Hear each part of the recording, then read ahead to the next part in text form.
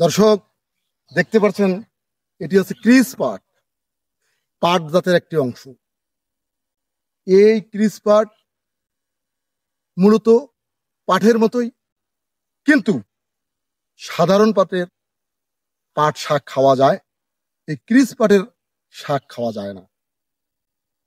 এই পাটকে নিয়েই যত বাণিজ্য, কৃষি, শিল্প, অর্থনীতি, পাটের ন্যায় এই ক্রিস পাটটিও। এর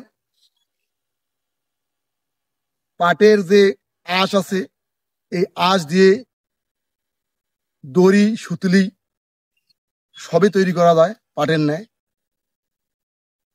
এটির পাটখড়ি জ্বালানি হিসেবে ব্যবহার করা হয়। তো দর্শক, আমার এই ভিডিও চিত্রটি ক্রিস পাট ভালো লাগলে আপনারা লাইক, কমেন্ট, শেয়ার করবেন। আমি বিদায় নিচ্ছি। ভালো থাকবেন, সুস্থ থাকবেন। আল্লাহ হাফেজ।